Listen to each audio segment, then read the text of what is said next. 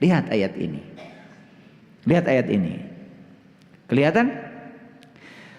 Bagaimana metode mengundang Allah versi Al-Quran? Lihat.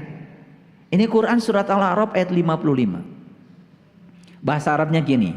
Ud'u rabbakum tadarruan wa khufyatan. Ulangi. Ud'u rabbakum tadarruan wa khufyatan. Allah bilang, undanglah Tuhanmu dengan penuh rasa hormat dan tersembunyi. Sesungguhnya Allah tidak menyukai orang-orang yang melampaui batas. Siapa yang melampaui batas? Mana batasnya? Yang melampaui batas itu adalah yang suka ngatur-ngatur Allah dengan pikirannya yang tanpa batas. Melampaui batas itu kan artinya udah dikasih batasnya segini, dia lampaui. Bukan bersyukur terhadap yang ada, terus berangan-angan memikirkan yang tidak ada. Itu yang disebut melampaui batas. Makanya orang yang terus merengek-rengek meminta yang tidak ada, dia akan lupa pada apa yang ada. Nih harus dijelaskan nih melampaui batas, karena kadang nggak ngerti. Melampaui batas berarti ada batas dilampaui. Mana batasnya? Batasnya adalah apa yang terjadi pada dirimu, itulah batasmu. Terima saja. Tapi karena tidak mau menerima yang terjadi saat ini, mulai memikirkan yang tidak terjadi, yang angan-angan pikirannya, itu namanya melampaui batas. Ayo lihat saya semuanya. Jadi mengundang Allah dengan cara dua. Satu, ini Quran nih. Ud'u rabbakum tadarruan. Satu, harus penuh rasa hormat, tadarru. Tahu penuh rasa hormat.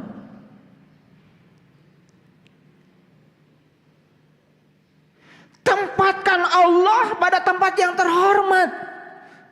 Ketika kita mengatakan hasbi Allah, tadarru nggak itu? Tadarru nggak? Cukuplah Allah bagiku. Tadarru nggak? Tadarru banget. Berarti Allah dihargai kehadirannya. Allah dirasakan kehadirannya. Itu tadarru.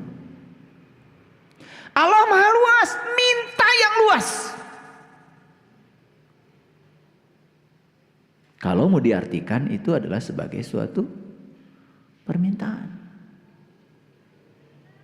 Tetapi kan sesungguhnya kehadirannya saja sudah cukup.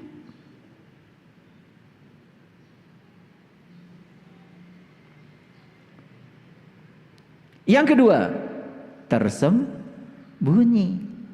Tersembunyi berarti di mana? Tersembunyi. Jadi kalau gitu doa itu perlu keras-keras, perlu ada suaranya. Tersembunyi saja. Tadarru wa khufyatan. Penuh rasa hormat dan tersembunyi. Itu cara mengundang Allah. Ada nggak di sini diajarkan berdoa kepada Allah itu? Ya Allah, ya Allah. Gitu?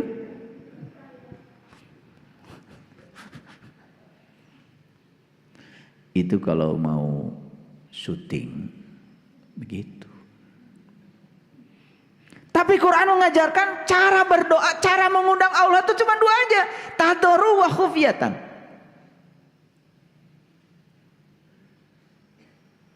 Semoga semua makhluk hidup berbahagia.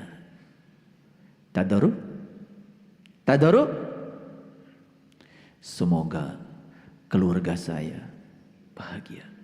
Tetangga yang lain biarin aja.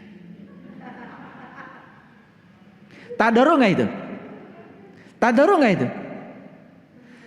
Dia menempatkan Allah di tempat yang sempit. Dan Allah itu dikerangkeng oleh pikiran kamu sendiri. Biarlah keluarga saya yang bahagia, yang lain gak usah.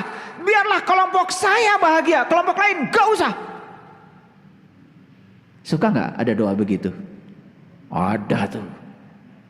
Semoga kelompok saya diampuni segala dosanya.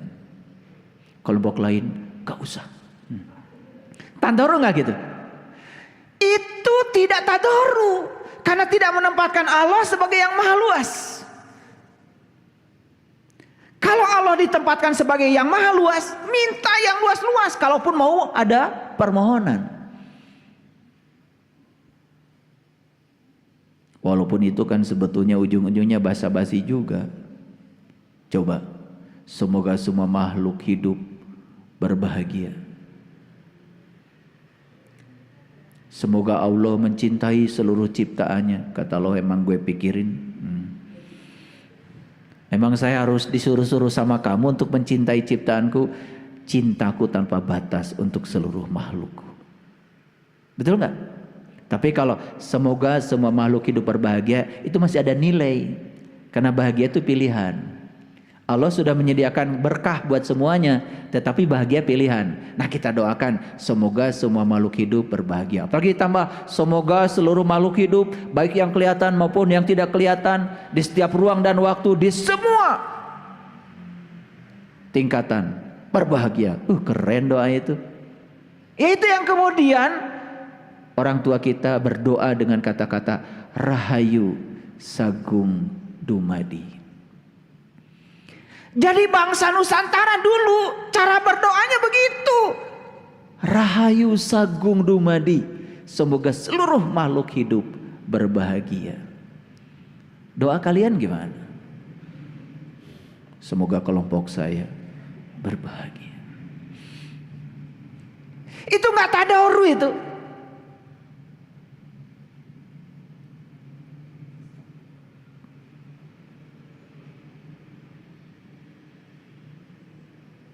Oke. Yang kedua, perhatikan saya. Quran surat Al-A'raf ayat 180. Ini kata-katanya sangat luar biasa. Walillahil asmaul husna fad'uhu biha. Nah, ada juga fad'uhu. Walillahil asmaul husna, terjemahnya, dan dialah zat yang maha baik.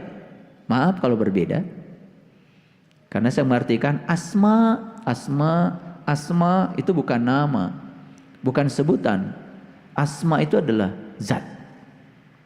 Karena diterjemahkan menjadi nam. Nam itu bahasa Urdu. Nam itu artinya zat. Bahasa Arabnya adalah ajrun. Jadi bagi saya, walillahil asmaul husna artinya dan Allah zat yang maha baik. Betul Allah maha baik? Luar biasa ya Allah. Betul nggak? Seburuk apapun kita, tetap saja kita bisa bernafas, bisa melangkah, bisa memegang, bisa melihat. Wah, luar biasa. Ya, Kagores lagi nyiksik bawang di dapur, langsung Allah bertindak. Seluruh sel-selnya diperintahkan untuk menyusun diri. 2-3 hari garing. Masa tidak terasa kehadiran Allah di situ? Ya, iya. Dicocok rengit, digaro, burung. 2-3 hari itu ayat. Luar biasa ya, cinta kasih Allah. Luar biasa. Yang gitu aja kadang-kadang banyak lupanya ya.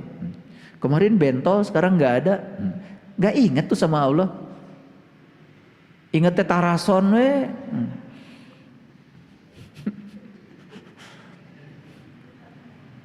Ya. Itu jadi tidak ingat siapa yang menyembuhkan itu. Padahal hasbi Allah, kehadirannya sudah cukup. Lihat saya sekarang. Dan Allah zat yang maha baik, undanglah dia dengan kebaikannya. Jadi cara mengundang Allah itu dengan kebaikannya. Makanya Asmaul Husna ada 99.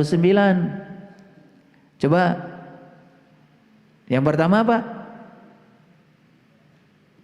Ar-Rahman, Ar-Rahim, Al-Malik, Al-Qudus, As-Salam, Al-Mu'min, Al-Muhaimin, Al-Aziz, Al-Jabbar. Terus puncaknya apa?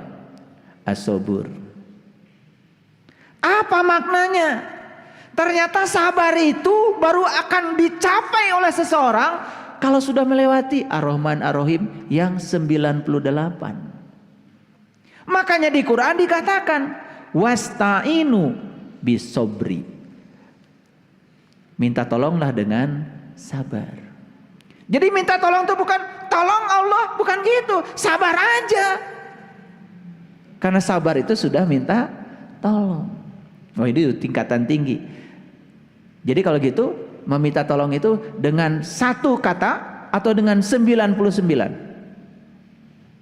Karena sabar itu nomor 99 tidak tercapai kalau tidak dimulai dengan Ar-Rahman, Ar-Rahim, Al-Malik, Al-Qudus sampai As-Sabur. Makanya Quran memerintahkan minta tolonglah kepada Allah dengan sabar. Jadi tidak ada di Quran dikatakan minta tolonglah kepada Allah dengan cara tolong Allah, nggak ada di Quran, nggak ada. Tapi wasta'inu bis sobri, minta tolonglah kepada Allah dengan sabar. Udah sabar aja. Itulah cara minta tolong yang tadoru.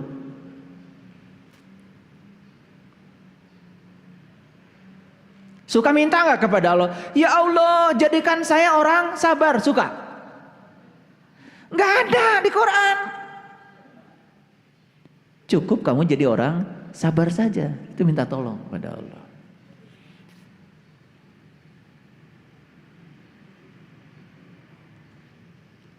Makanya begitu kita minta dijadikan orang sabar, langsung dikirim orang-orang yang tidak sabar. Itulah pertolongan Allah. Dan kalian selama ini salah ngaji. Allah tuh dianggap Doraemon. Ketika minta kantong ajaib, datang kantongnya, gitu. Allah itu bekerja by proses. Ketika minta sabar, dihadirkan yang tidak sabar. Ketika minta jadi orang baik, dihadirkan orang-orang yang tidak baik. Ketika ya Allah tumbuhkan cinta kasihku padaku, dihadirkan orang-orang yang membenci kita.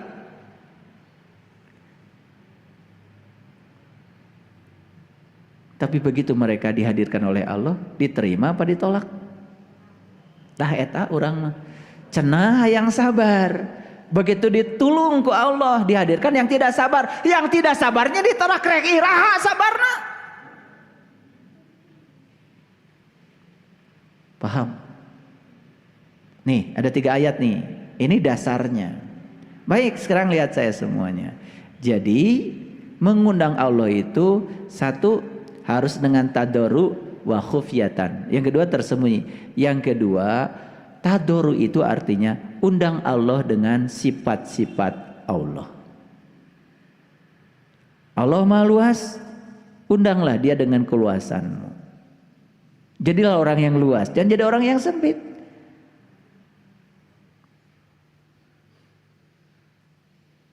Gitu. Nah, makanya saya sering mengatakan, kalau doa itu dianggap sebagai suatu permintaan, sebetulnya apa yang kita pikirkan, apa yang kita ucapkan, apa yang kita lakukan berulang-ulang, itulah yang akan membangun realitas. Hati-hati dengan pikiran, hati-hati dengan perkataan, hati-hati dengan perbuatan. Kalau itu diulang-ulang, itu yang akan terjadi. Makanya saya sudah mengajarkan, mulai dari sekarang, berhenti membicarakan sesuatu yang kalian tidak suka. Berhenti membicarakan sesuatu yang kalian tidak suka. Karena kalau dibicarakan terus-menerus, yang tidak suka akan datang terus-menerus. Berhenti memikirkan yang kalian tidak suka. Karena yang tidak suka akan datang terus-menerus. Paham?